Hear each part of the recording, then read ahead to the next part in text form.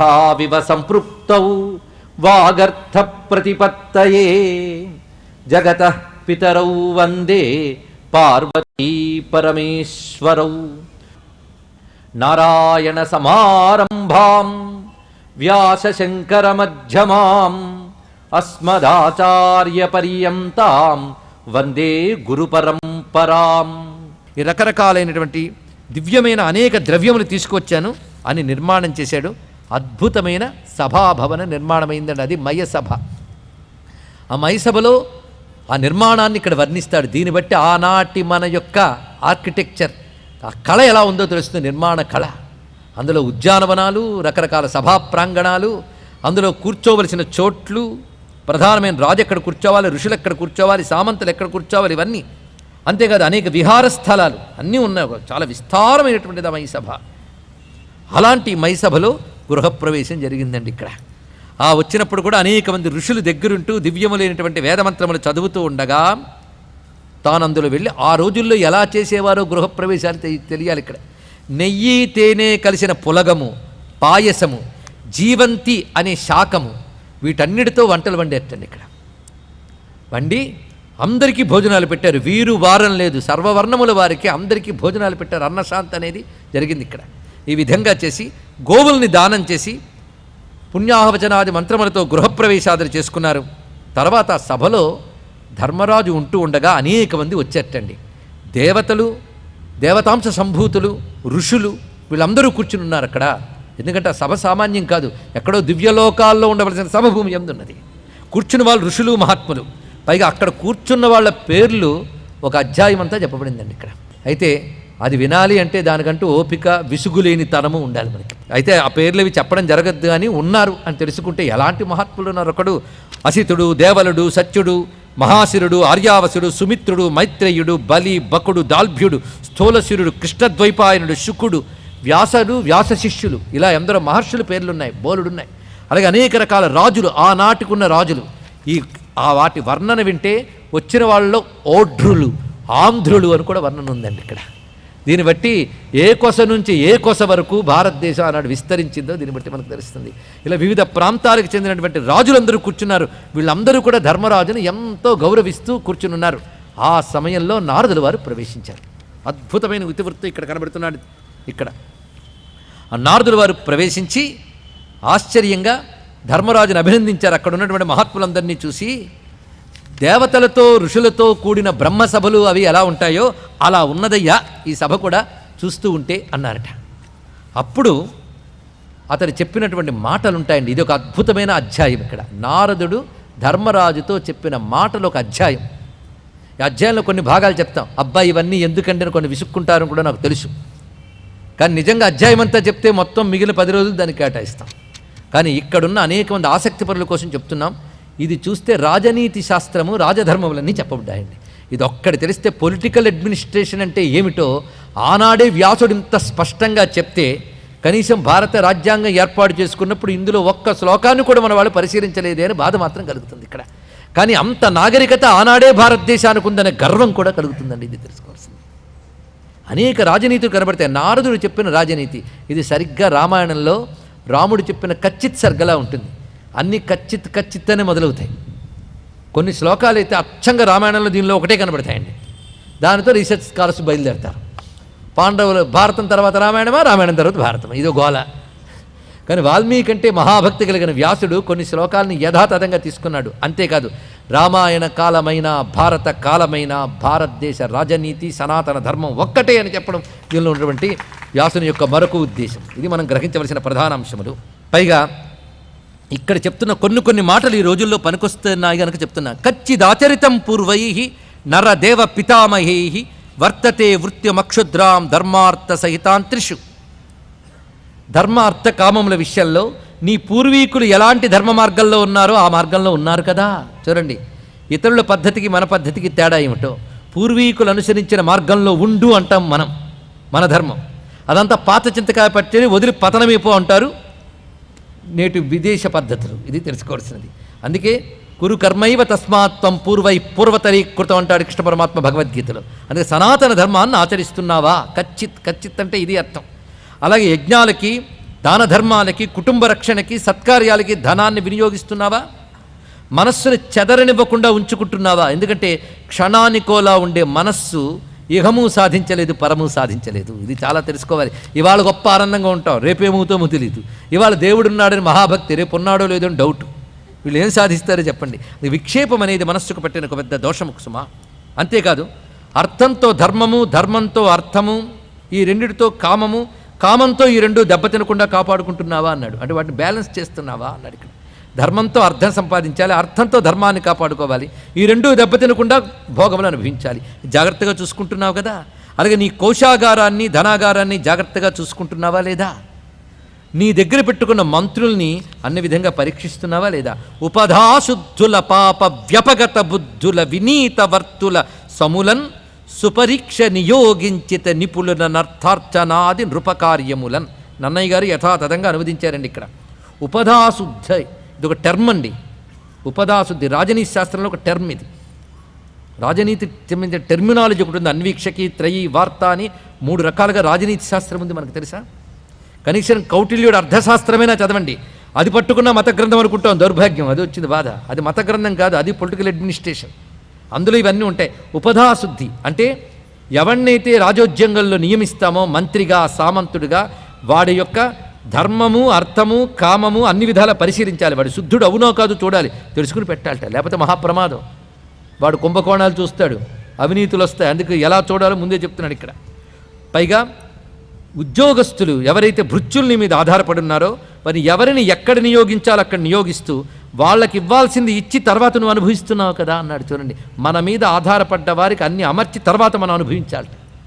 దీన్ని బట్టి సమసమాజము, మన కోసం పనిచేస్తున్న వాళ్ళకి ఇవ్వాల్సిన ప్రాధాన్యము ఎలా చెప్పబడుతుందో చూడాలి. ఉత్తమ మధ్యమాధమని యోగ్యత బుద్ధి నెరింగి వారి నయుత్తమ మధ్యమాధమని యోగములను నియమించితే నరేంద్రోత్తమ భృత్యకోటికి సమానముగా తగు జీవితంబులు ఆయత్తము చేసి ఇత్తే దయ అయ్య ఈ కాలము తప్పకుండగన్. ఇవ్వాల్సిన సమయంలో ఇవ్వాలయ్యా, ఇవ్వాల్సిన సమయంలో ఇవ్వలేదనుకో వాళ్ళ యొక్క అసంతృప్తికి నువ్వు గురువు అవుతావు. వాళ్ళు అసంతృప్తి చెందితే నీ అభ్యుదయం ఆగుతుంది. అందుకే మన మీద ఆధారపడ్డ వాళ్ళని సరైన సమయంలో ఆదుకోవాలి. అంతేకాదు, ప్రధానంగా రాజు చూడవలసింది ఇద్దరింట. ఒకటి కర్షకులు, ఇంకొకరు వాణిజ్యవేత్తలు. ఎంత అద్భుతంగా చెప్పారో చూడండి ఇక్కడ. అందుకే ఇండస్ట్రీస్కి, కామర్స్కి ప్రాధాన్యం ఇచ్చి అగ్రికల్చర్ని దెబ్బతీస్తే ఆ ప్రభుత్వం నిలబడదు. ముందు చెప్తున్నాడు చూడండి, ఎన్ని విషయాలు చెప్తున్నాడు ఇక్కడ. అటు వ్యాపారాన్ని, వ్యవసాయాన్ని రెండింటి చూడాలి. అందుకు వ్యవసాయవేత్తలకు నువ్వు నాణ్యమైనటువంటి విత్తనములను సకాలంలో వారికి బరువు కాని విధంగా అందించాలి. వాళ్లకు రుణములు అతి తక్కువ వడ్డీకి ఇస్తూ వారి తిరిగి తీర్చడానికి ఇబ్బంది పడకుండా ఉండేలా చూడాలి. ఇప్పుడు ఏదో రుణాలు మాఫీ చేస్తామని కాదు, అక్కడ ఆ పద్ధతులు ఎంత గొప్పగా చెప్పాడు చూడండి. అలాగే దేశాభ్యుదాయానికి కావలసిన వాణిజ్యవేత్తలకు కూడా తగిన రుణాలనివ్వు, అవి తిరిగి వసూలు చేయడానికి వాళ్ళు పీడించకు. ఇది చెప్పాడు ఇక్కడ. వాళ్ళ యొక్క అభివృద్ధిని గమనిస్తూ తగిన విధంగా రాబట్టుకో. పైగా నువ్వు ప్రజల నుంచి పొందిన పన్నుకి తిరిగి వాళ్ళకి ఇబ్బడి ముబ్బడిగా నువ్వు వర్షింపజేయాలి. అది ఎలాగో అంటే సూర్యుడి కిరణాలతో నీళ్లను తీసుకుని ఉప్పు నీరు తీసుకున్న తీయని వర్షాన్ని ఎలా ఇస్తాడో అలాగా అన్నట్ట. ఎన్ని చక్కటి ఉపమానాలు ఇక్కడ. హీనులగు కర్షకులను, హీనులగు కర్షకులు అంటే పంట నష్టాలు మొదలైన వాళ్ళలో ఉన్నటువంటి కర్షకులు అని చెప్పడం. భూనుత ధాన్యంబు బీజములు వణిజులకు మానుగ శతైక వృద్ధిని అనూనముగా రుణములిత్తే ఉత్తమ బుద్ధిన్. ఎంత అద్భుతమైన ప్రణాళికలు చెప్తున్నాడో చూడండి. అంతేకాదు, రాజ్యంలో ప్రజలకి రోగాలు రాకుండా అన్ని ఏర్పాట్లు ముందు జాగ్రత్త పడాలి సుమా. ఎక్కడైనా రోగం వచ్చినట్టు చూచాయిగా తెలిసినా పరిష్కార మార్గాలు ఏర్పాటు చేయాలి ప్రభుత్వమైనటువంటి వారు. అలాగే ఆ రాజ్యంలో ఉన్నటువంటి వృద్ధులని రక్షించుకోవాలి. అంటే retirement welfare, old people welfare, ఇవన్నీ కూడా అక్కడ చెప్తున్నాడు. వృద్ధోపసేవ, ఔషధ సేవ, ఈ రెండు చాలా అవసరం సుమా. ఇలాంటి మాటలు చెప్తూ ఉంటే నారదుడి మాటలతోనే చాలా కాలం గడుస్తుంది. ధర్మరాజు విసుక్కోకుండా విన్నాడండి. పైగా ఇవన్నీ విని నువ్వు చెప్పిన ఈ విధంగా పాలన చేస్తున్నాననే అనుకుంటున్నాను, అలా చేయడానికి ప్రయత్నిస్తానన్నాడు. ఎన్ని మర్యాదలండి! ఆ మాత్రం నాకు తెలీదా అనలేదండి. అందుకే చేస్తున్నావు కదా అన్నాడు నారదుడు.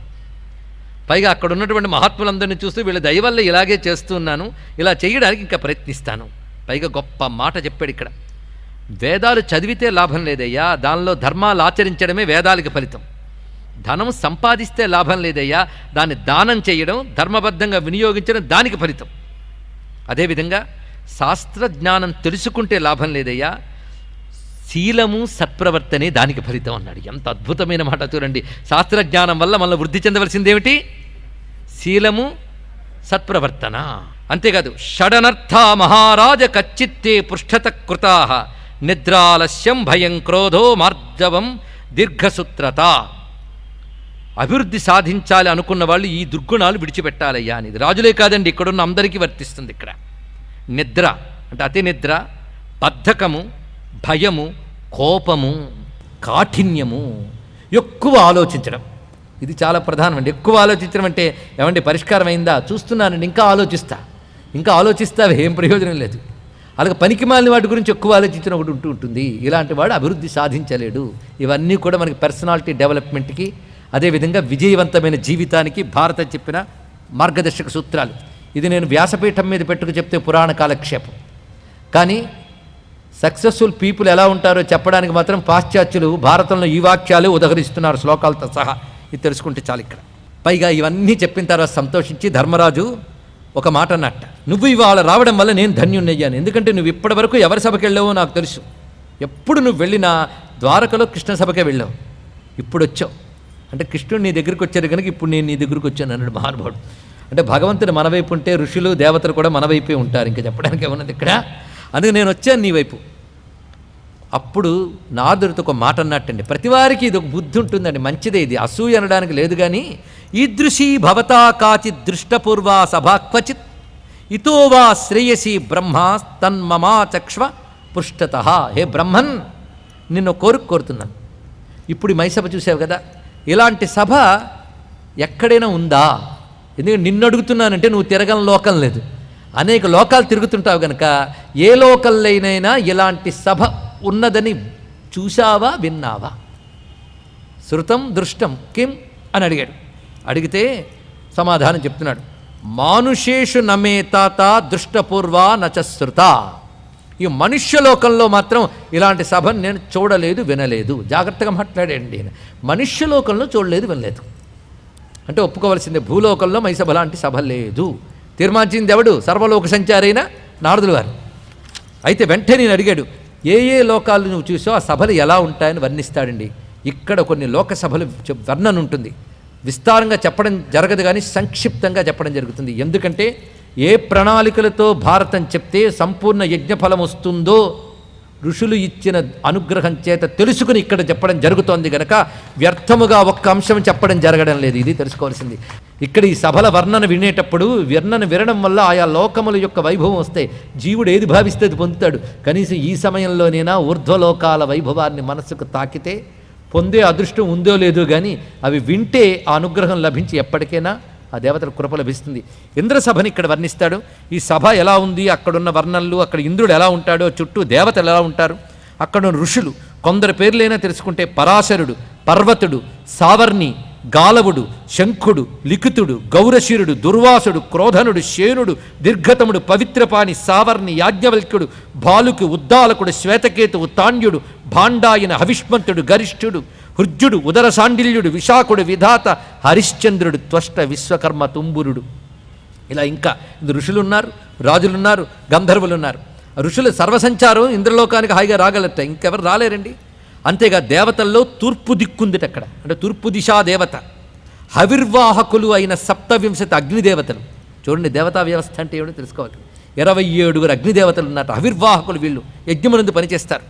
అలాగే అగ్నిశోములు, ఇంద్రాగ్నులు, మిత్రుడు, సవిత, అర్యముడు, భగుడు, విశ్వేదేవులు, సాధ్యులు, బృహస్పతి, శుక్రుడు, విశ్వావసువు, చిత్రసేనుడు, సుమనుడు, తరుణుడు, యజ్ఞాలు, దక్షిణులు, గ్రహాలు, తారలు, యజ్ఞ నిర్వాహక మంత్రాలు అక్కడ ఉన్నాయట, అంటే మంత్రదేవతలు. ఇవన్నీ దివ్యమైనటువంటి ఇంద్రసభలో ఉన్నాయి అన్నాడు. ఇక యమసభ ఎంత అద్భుతమో తెలుసా? యముడంటే మన గోళా లీల దున్నపోతూ గుర్తొస్తాయి. మనం చెప్పుకున్నాం యముడంటే ఏమిటో. యమసభ అందం వర్ణించారండి, సామాన్యం కాదు. అది కూడా విశ్వకర్మ నిర్మించాడయ్యా. అది తేజోవంతముగా ఉంటుంది. ఎంతో అదృష్టవంతులు, పుణ్యాత్ములు మాత్రమే ఆ సభలో ప్రవేశించగలరు. అక్కడ శీతోష్ణముల తీవ్రత ఉండదు, శోకము కానీ శైథిల్యము కానీ ఉండదన్నాడు. అంటే ఏడుపు, శోకం ఉండదు, శరీరము జీర్ణించడం అనేది ఉండదు, ఆకలి దప్పికలు ఉండవు, అప్రియం అనేది అక్కడ జరగదు, దీనత్వం ఉండదు, అలసట ఉండదు, ప్రతికూలత ఉండదు. ఎక్కువ వర్ణన యమసభకి ఎందుకు చెప్పుకుంటున్నామంటే యముడి పట్ల అనేక మందికి అనేక అభిప్రాయాలు ఉన్నాయి కనుక యముడు ఎంత గొప్పవాడు ఎంత సౌమ్యుడో తెలిస్తే యుధిష్ఠిరుడు బాగా అర్థమవుతాడు మనకి. పైగా అక్కడ సర్వభోగములు ఉంటాయి. పవిత్రమైన రాజర్షులు బ్రహ్మర్షులు యముని సేవిస్తారయ్యా వచ్చి. యముడు ప్రధాన సింహాసనం మీద కూర్చుంటే ప్రక్కన పరివారములుగా వీళ్ళు కూర్చుని సేవిస్తారు. యయాతి నకుషుడు పూరుడు మాంధాత సోమకుడు నృగుడు త్రసదస్యుడు. ఇక్కడ ఒక రహస్యం చెప్తాడండి. 100 మంది ధృతరాష్ట్రులు, 80 మంది జనమేజయులు, 200 మంది భీష్ములు, 100 మంది భీములు, 100 మంది ప్రతివింధ్యులు, 100 నాగరాజులు. ఏమిటిది ఆశ్చర్యం కలుగుతుందా? అంటే కల్పాలు మారుతున్న కొద్దీ ఎన్ని భారతాలు జరిగాయో ఎన్ని రామాయణాలు జరిగాయో. ఒకలాగే జరుగుతాయని చెప్పలేదు, మార్పులు ఉంటూ ఉంటాయి, అటు ఇటు పుట్టుకల్లో తేడాలు ఉంటూ ఉంటాయి. అలాంటి వాళ్ళు ఎన్ని ఉంటారో. అందుకే కాలము యొక్క లోకముల యొక్క వింతలు మన ఊహలకు అందవు. ఇది తెలుసుకోండి. ఇక్కడ మనుష్య బుద్ధితో ఆలోచిస్తే అర్థం కావు. ఇవాళ అందరూ పాండురాజు మొదలైన వారు ఉన్నారు. అక్కడ పితృదేవతలు ఉంటారయ్యా. వాళ్ళు చాలా మరిస్తే చాలు వాళ్ళ పేర్లు వంశాభివృద్ధి జరుగుతుంది, అనుగ్రహం లభిస్తుంది. పైగా అక్కడ మతంగుడు, కాలుడు, మృత్యువు వీళ్ళు దేవతలు, యజ్ఞకర్త, సిద్ధులు, యోగ శరీరధారులు, అగ్నిశ్వాత్త పితరులు, వాళ్ళొక పితరులు, పేనపులు వీళ్ళొక పితరులటండి. అగ్నియందు ఆహుతులు వేస్తే అది స్వీకరించి మన పితృదేవతలు ఊర్ధ్వలోకాలు ఉంటే అక్కడికి తీసుకెళ్తారు. పేనపులు అంటే బట్ట పిండినప్పుడు భోజనమంతా చేసి ఎంగిలి నీరు విడిచిపెడతారు. అంటే అగ్నిహోత్రంలో వేసింది అందని నరకాదుల్లో కొందరు పితరులు ఉంటారట. వాళ్ళకి తీయడానికి తీసుకెళ్ళడానికి ఉండే పితృదేవతల పేర్లు పేనపులు. చూడండి ఎన్ని పేర్లు చెప్తున్నాడు ఇక్కడ. పేనపులు, ఊష్మపులు, చెమ్మ ద్వారా తేమ ద్వారా గ్రహించి పితృదేవతలకు అందించేవారు. స్వధావంతులు అంటే స్వధామంత్రము ద్వారా ఇచ్చే ఆహుతులు స్వీకరిస్తారు. బర్హిషదులు మొదలైన పితరులు ఉంటారు. కాలచక్రమంతా ఉంటుంది ఆ యముని వద్ద. అంటే కాలచక్రంలో తిథి వార నక్షత్ర హోర ఇచ్చా దేవతలు. ఇలాగ హవ్యవాహనుడు, దక్షిణాయనంలో మరణించినటువంటి వారు, అలాంటి పుణ్యజీవులు అప్పుడు వెళ్ళిన వారు. అలాగే ఎన్నో దివ్యమైన కర్మలు చేసిన వారు వీళ్ళందరూ ఉంటారయ్యా. అలాగే శింసుప, పలాశ, కాచ, కుశ అభిమాన దేవతలు అన్నాడు. ఎంత ఆశ్చర్యం చూడండి ఇక్కడ. అంటే దర్భలు, మోదుగ మొదలైన వాటికి అభిమాన దేవతలు ఉంటారట. వాళ్ళందరూ కూర్చుంటారు యముని యొక్క సభలో. దీన్ని బట్టి అంత విశేషమైన అంశంలో చెప్తున్నారు. అంతేకాదు అసంబాధాహిసా పార్థ రమ్య కామగమా సభ. బాధ అనేది లేనిది ఆ సభ. అది ఎలాగైనా మారగలిగే శక్తి కలిగింది ఆ సభ అని, ఆ సభాభైవాన్ని యమసభని అంత చక్కగా వర్ణించాడు విశేషించి. తర్వాత వరుణ సభా వర్ణనం చాలా అద్భుతంగా ఉంటుంది. ఇక కుబేర సభా వర్ణనం ఉంటుంది. ఆ సభలన్నీ వర్ణించాక బ్రహ్మసభ చెప్తాడండి ఇక్కడ. అంటే ఊర్ధ్వలోకాలు ఎన్ని ఉన్నాయో దీన్ని బట్టి చూడండి. బ్రహ్మసభ అంటే సగుణ బ్రహ్మలోకం. అది ఆ బ్రహ్మసభలో ఎలాంటి మహాత్ములు ఉంటారు. వేదాది మంత్రములు, యజ్ఞములు, అహోరాత్రులు ఇత్యాది దేవతలు, దేవమాతలు వీళ్ళ విషయములన్నీ బ్రహ్మసభ వర్ణన జరుగుతుంది. ఇదంతా చెప్పాక ధన్యుడైపోయాడు ధర్మరాజు. వెంటనే ఆ ధర్మరాజు ఒక మాట అడుగుతాడు. నువ్వు చెప్పిన వింటూ ఉంటే నాకు చిన్న ఆశ్చర్యం కలిగిందయ్యా అన్నాడు. ఏమిటంటే నువ్వు చెప్పిన రాజులందరూ యమసభలో ఉన్నారు, మిగిలిన సభల్లో కనబడ్డారు. స్వర్గలోకమైన ఇంద్రసభలో రాజు ఒక్కడే కనబడ్డాడు. చూసారా ఎలా అడగగలిగాడు? ఇప్పుడు మేము కొన్నే చెప్పుకున్నాం, గుర్తుపెట్టుకున్నారు ఎవరైనా? ఇన్ని చెప్పాడు మహానుభావుడు, అన్ని గుర్తుపెట్టుకున్నాడు యుధిష్ఠిరుడు. అందుకే అంత శ్రద్ధగా వినే వాళ్ళకి చెప్పాలని అదృష్టం దొరుకుతుందండి. నారదుడు లాంటి వాళ్ళకు అందరికీ దొరుకుతుందా? ఇలా వింటే అలా మర్చిపోయే వాళ్ళకి చెప్పుకోవడం అనేది ఒక దురదృష్టం. ఏం చేస్తాం? కానీ మహానుభావుడు ఎంత జాగ్రత్తగా విన్నాడంటే ఒక్క హరిశ్చంద్రుడు ఒక్కడే నువ్వు చెప్పావు స్వర్గంలో ఉన్న వాళ్ళని. మిగిలిన వాళ్ళు యమసభలో ఉన్నారు, ఈ సభలో ఉన్నారని చెప్పావు. యమసభ కూడా గొప్పదే, కానీ ఇంద్రసభ స్థాయి వేరు. దానికంటే పైది బ్రహ్మసభ. ఇంద్రసభలో ఉన్నాడంటే హరిశ్చంద్రుడు ఏం పుణ్యం చేశాడయ్యా అన్నాడు ఇక్కడ. అంటే అప్పుడు చెప్తున్నాడు, అది చెప్పడానికి నీ దాకా వచ్చానన్నాడు. ఊరికలే నారదుడు. హరిశ్చంద్రుడు ఇంద్రసభలో ఉన్నాడు అంటే అతడు మహాత్ముడు, సామాన్యుడు కాడు. త్రిశంకుడని ఇక్ష్వాకువంశ ప్రభు ఉన్నాడు. ఇక్ష్వాకువంశ ప్రభు అయిన త్రిశంకుని యొక్క భార్య పేరు సత్యవతి. వాళ్ళ తపస్సుల పంటగా, యజ్ఞముల పంటగా లభించినవాడు హరిశ్చంద్రుడు అని పేరు విన్నా, అని చరిత్ర తెలుసుకున్నా ధన్యులమైపోతాం. అలాంటి మహాత్ముడు సత్యవ్రతుడై అనేక యజ్ఞములు చేసి రాజసూయ యాగాన్ని చేశాడు. ఆ రాజసూయ యాగం యజ్ఞాల్లో అత్యంత శ్రేష్టమైనది. అది చెయ్యాలి అంటే భూమిలో ఉన్న సర్వక్షత్రియుల్ని, రాజుల్ని తన అధీనంలో చేసుకోగలిగిన సుక్షత్రియుడు మాత్రమే చేయగలడు. అలా చేయగలిగిన వాడు హరిశ్చంద్రుడు. అది చేసిన వాళ్ళు స్వర్గానికి చేరతారు, సశరీరంగా వెళ్ళగలరు వాళ్ళు. అలా వెళ్ళాడు హరిశ్చంద్రుడు, అంత గొప్పవాడు. ఆ హరిశ్చంద్రుడు ఆ విధంగా వెళ్ళాడని తెలిసి నీ తండ్రి అయిన పాండురాజు నన్ను యమసభలో కలిసి ఒక మాట అన్నాడయ్యా. నేను అక్కడ మాట అన్నాను, నేను భూలోకానికి వెళుతున్నాను, కృష్ణ పరమాత్మ దర్శనం చేసుకుంటున్నాను అంటే అలా వెళుతూనే ఒక్కసారి మా అబ్బాయి దగ్గరికి కూడా వెళ్ళి అడిగాడు మీనా అన్న పాండురాజు. సమర్థోసి మహీం జేతుం భ్రాతరస్తే స్థితావశే. తిన్నగా వెళ్ళి నా మాటలు చెప్పు. ఆనాడు హరిశ్చంద్రుడు చేసి ఆ స్థితికి వెళ్ళాడు గనక మా అబ్బాయి కూడా రాజసూయాగం చేస్తే బాగుండు అన్నాను. కోరిక కోరుకుంటే సరిపోదు, ఆశ ఉంటే సరిపోదు, అర్హత ఉండాలిగా. మా అబ్బాయికి అర్హత అంతా ఉందయ్యా. హరిశ్చంద్రుడు తర్వాత మళ్ళీ అంత అర్హత ఉన్నటువంటి సుక్షత్రుడు యుధిష్ఠిరుడు. మర్చిపోవద్దు, ఇందులో తెలుసుకున్నది సామాన్యుడు కాదు. ఇక్కడ ఈ మాటలో ఉన్న యుధిష్ఠిరుడు గొప్పతనం తెలుసుకోవాలి. లేకపోతే అకామహతుడై పూర్ణ మానుషానందం పొందినవాడు ఎవరైనా ఉదాహరణ చెప్పయ్యా అంటే శంకర భగవత్పాదులు వారు తైత్తిరీయంలో భాష్యం రాస్తూ యుధిష్ఠిర చక్రవర్తిని ఉదాహరణగా చెప్పారంటే మహాత్ముడు ఎటువంటి వాడు ఆలోచించండి. ఇక్కడ ఆయన పేరు తలంచుకుంటే చాలు ధన్యమైపోతాం మనం. ఆ యుధిష్ఠిరుడు సమర్థోసి మహీం జేతుం భ్రాతరస్తే స్థితావశే రాజసూయం క్రతుం తేజ మాహరస్వేతి భారత. నువ్వు రాజసూయ క్రతువు చేయడానికి యోగ్యుడివని నీ తండ్రి చెప్పాడు. ఎందుకంటే సర్వ భూపాల్ని జయించగలవు, జయించగలిగే తమ్ముళ్ళు నీ అధీనంలో ఉన్నారు, కాబట్టి నువ్వు సాధించు అని చెప్పారు. ఈ యాగం అనుష్ఠించడం వల్ల కొన్ని ఇబ్బందులు కూడా కలుగుతాయని చెప్పారు. ముందు అనేక రకాల విఘ్నాలు ఏర్పడితే జరగనివ్వకుండా చేస్తూ, ఈ యాగం వల్ల సద్గతులు వస్తే సందేహం లేదు, భూమికి ఒక సుక్షేస్తి వస్తుంది. కానీ యుద్ధంచ క్షత్రశమనం పృథివీక్షయ కారణం కించిదేవ నిమిత్తంచ భవత్యత్ర క్షయావహం. భూమికి మాత్రం క్షత్రియ వంశనాశనం అనేది ఒకటి జరిగే అవకాశం ఉంది దీనివల్ల అన్నాడు. ఇక్కడ దీన్ని బట్టి అవతార కార్యం కోసం ఒక ప్రణాళికే రాజసూయాగం అని ఒకటి తెలుస్తున్నది. ఇక్కడ చేసిన వాడు సద్గతులు పొందుతాడు, భూమికి కూడా సుస్థితి ఏర్పడుతుంది, కానీ సర్వక్షత్రియనాశనం కూడా జరగవచ్చు. ఇది నువ్వు చెయ్యాలి అని నీ తండ్రి కోరుకున్నాడు. నేను చెప్పాను, ఇంకా నేను వెళ్ళొస్తాను, ఇక్కడి ద్వారకు వెళ్తున్నానని చెప్పి వెళ్ళాట. ఇప్పుడు ఇంకా ధర్మరాజు కూర్చుని సభను తీర్చాడు. తనకు అత్యంత ప్రీతులైన ధౌమ్యుడు మొదలైన వాళ్ళందరినీ సమావేశపరిచి ఇలా నారదులు వారు చెప్పారు, మనం ఏం చేద్దాం అంటే అందరూ ఒక్కమ్మడిగా చెప్పింది ఏంటంటే చెయ్యడానికి సమర్థుడు నువ్వు మాత్రమే చెయ్యగలవు. అంటే నా మీద ప్రేమతో మీరందరూ చెప్పారు, నిష్పక్షపాతంగా చెప్పగలిగిన వాడు ఒక్కడే, ఆయన సమ్మతిస్తేనే నేను చేస్తాను అని దూతని పిలిచి, నా సర్వకార్యములకు ప్రేరకుడు కారకుడు శ్రీకృష్ణుడే, ఆయన్ని రమ్మని కబురు పంపించాడు దూతని. దూత మహావేగంగా వెళ్ళి కృష్ణ పరమాత్మని తీసుకువచ్చాడు. సభలో కృష్ణుడు కూర్చున్నాడు. యుధిష్ఠిరుడు పాండురాజు కోరిక అంటే తన తండ్రి కోరిక, తన తండ్రి కోరిక పుత్రుడుగా తాను తీర్చడం అనేది పితృణం తీర్చుకోవడంలో ఒక భాగం. చూసారా, అంటే యుధిష్ఠిరుడు రాజ్యకాంక్షతోనో భోగం కోసం ఒక్కటి కోరలేదండి. కృష్ణుడు అనుగ్రహం వల్ల మైసభ తనంత తాను వచ్చింది, ఇంద్రప్రస్థం తనంత తాను వచ్చింది. తండ్రి కోరిక మీద రాజసూయాగం చేస్తున్నాడు, తండ్రి మాట కోసం. పితృభక్తి ఇది పరిశీలించవలసినది. చెయ్యాలనుకుంటున్నాను, చెయ్యొచ్చా అంటే నువ్వు హాయిగా చెయ్యగలవు, చెయ్యని కృష్ణుడు ఆజ్ఞాపించాడు.